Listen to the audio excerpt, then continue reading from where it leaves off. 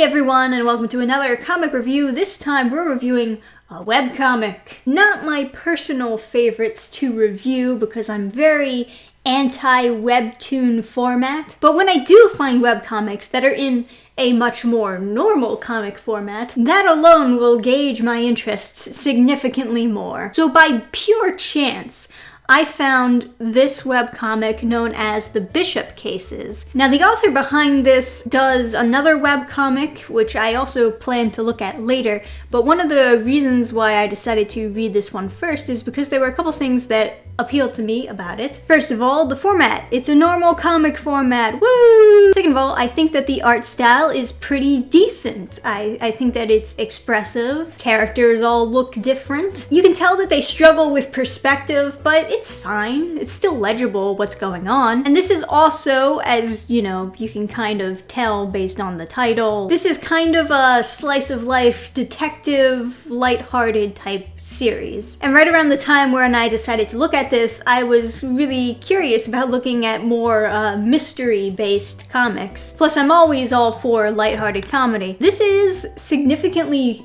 more light than I expected it to be. Like, you can tell that nothing is really supposed to be taken too seriously, but I'll go through the basic plot with you. So the main character is this girl, Becky Bishop, and she's known as being like a child detective who cracked down on there being drug use on the football team, and she ended up getting the coach fired. You know, there was a whole controversy about it, and because it was so blown up, she decided that she would stop doing detective work and instead practice her new hobby, which is collecting trading cards. I don't know if that's supposed to be funny, but she collects trading cards. So this guy approaches her and he wants her to take another case investigating this guy on the basketball team who is suspicious. It's pretty basic stuff, honestly. And one thing that you can tell about this webcomic right away is that it's extremely wordy. And in between dumps of dialogue, you'll have these very quick throwaway jokes, and I don't mind the jokes so much, but they're not really funny.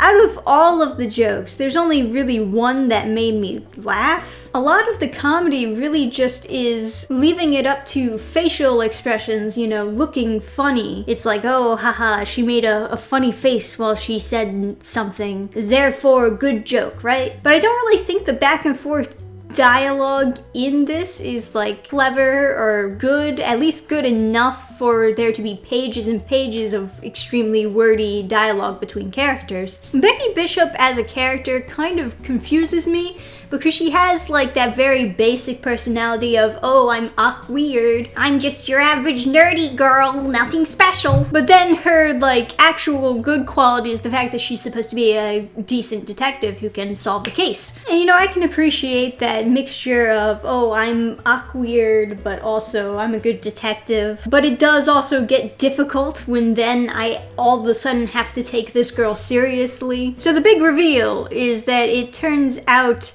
this suspicious student is actually the coach who was buying some kind of anti-aging cream off of this scientist girl. So now he's getting progressively younger and younger while he's got them at a holdup. He starts monologuing, she starts monologuing, finally he fires at one single shot, but he made sure that they completed their monologues first. And then it turns out they were never in danger to begin with because she has a magical force shield. More back and forth, very wordy type.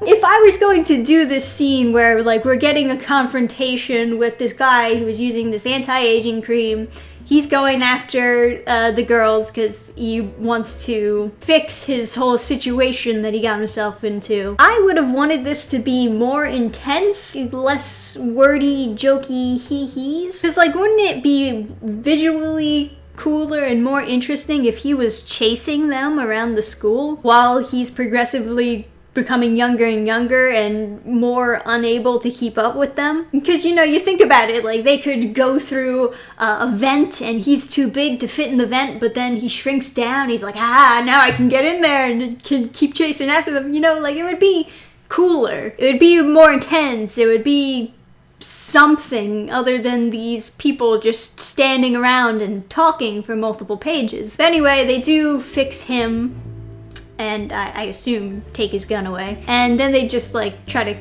cover up that the whole thing even happened to begin with. And that's just like the end of the first case that she solves. It's like, it's fine. Plot is fine.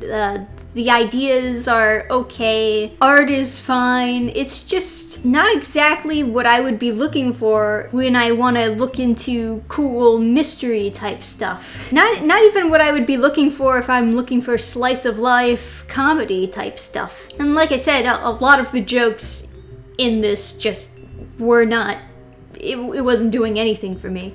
There's one joke that made me laugh, and the rest are just kind of like, I get it, you made it funny. And then, like I said, there are just some pages where you see the character making a funny face, but what they're saying isn't really that funny, but you assume that it's supposed to be because she's making a funny face. The creation of this comic itself is kind of a curious case. You know, it's not something that goes up on Webtoons. It actually has its own site dedicated to it, and this was being uploaded last year during the summer, and the last update was actually in August of last year. So it doesn't update regularly. I don't know if this was just like an impulsive comic that they just wanted to do and then lost inspiration for it, so they just thought, I'll go back to that later type thing. I'm still interested in checking out more mystery-based material, but I don't think that I'm really going to be that entertained by the Bishop cases. So I would probably not recommend this. But have you personally